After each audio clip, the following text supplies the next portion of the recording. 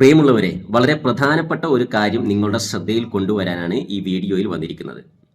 മിക്കവാറും മിക്ക സ്ഥാപനങ്ങളിലും കണ്ടുവരുന്ന ഒരു അപാകതയാണിത്. ഭക്ഷ്യസുരക്ഷാ ഗുണനിലവാര നിയമപ്രകാരം ഓരോ സ്ഥാപനങ്ങളിലും പാലിക്കേണ്ട ശുചിത്വവുമായി ബന്ധപ്പെട്ട കാര്യങ്ങൾ പ്രതിപാദിക്കുന്ന പ്രധാനപ്പെട്ട ഭാഗമാണ് ഷെഡ്യൂൾ 4.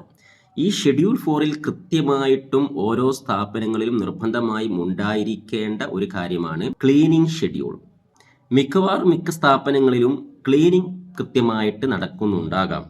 എന്നാൽ അവിടെയൊന്നും ഒരു ക്ലീനിങ് ഷെഡ്യൂൾ കാണാൻ കഴിഞ്ഞിട്ടില്ല. അപ്പോൾ നമ്മളൊക്കെ വിചാരിക്കും, എന്തിനാണ് ഈ ക്ലീനിങ് ഷെഡ്യൂളൊക്കെ? ക്ലീനിങ് കൃത്യമായിട്ട് നടന്നാൽ പോരെ? ക്ലീനിങ് ഷെഡ്യൂൾ പ്രകാരം തന്നെ നടക്കണോ എന്നുള്ള ചോദ്യം നിങ്ങൾക്കൊക്കെ ഉണ്ടാകും. അതിന് ഏറ്റവും നല്ല ഒരു ഉദാഹരണം ഞാൻ പറയാം. നമ്മുടെ സ്ഥാപനങ്ങളിലൊക്കെ മിക്കവാറും ഹോട്ടലുകൾ അല്ലെങ്കിൽ റെസ്റ്റോറൻറ്റുകൾ എടുക്കുകയാണെങ്കിൽ അവരുടെ ഡൈനിങ് ഏരിയയും കിച്ചണും ഒക്കെ കൃത്യമായിട്ട് ക്ലീനിങ് നടക്കുന്നുണ്ടാവാം.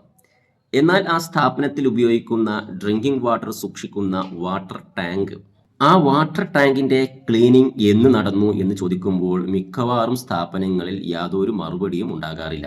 ഇനി ആ വാട്ടർ ടാങ്ക് ഒന്ന് പരിശോധിക്കണമെന്ന് വിചാരിച്ചാലോ, മിക്കവാറും ആ വാട്ടർ ടാങ്ക് കിടക്കുന്നത് ആ സ്ഥാപനം നിൽക്കുന്ന ബിൽഡിങ്ങിന്റെ 4th ഫ്ലോറിലോ 5th ഫ്ലോറിലോ ഒക്കെ ആയിരിക്കും. അല്ലെങ്കിൽ ഏറ്റവും മുകളിൽ. മിക്കവാറും ആ വാട്ടർ ടാങ്ക് ഈ സ്ഥാപന ഉടമ പോലും കണ്ടിട്ട് വർഷങ്ങളായിട്ടുണ്ടാവും.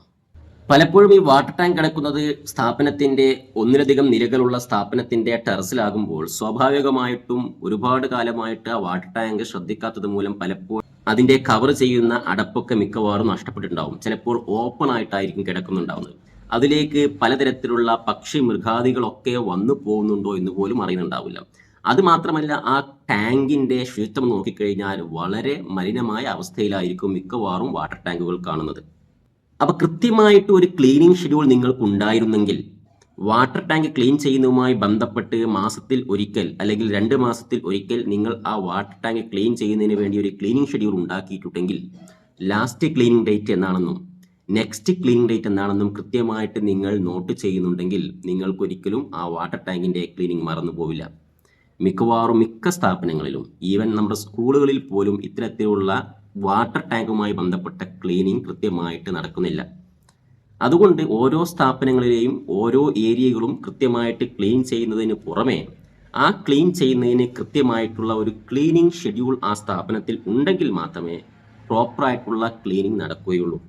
ഭക്ഷ്യസുരക്ഷാ ഗുണനിലവാര നിയമപ്രകാരം ക്ലീനിങ് നടന്നാൽ മാത്രം പോരാ, ആ ക്ലീനിങ് ഷെഡ്യൂൾസിൻ്റെ കൃത്യമായ റെക്കോർഡ്സ് നമ്മുടെ ഇൻസ്പെക്ഷൻ സമയത്ത് കാണിക്കണമെന്നാണ് നിയമത്തിൽ പറയുന്നത്.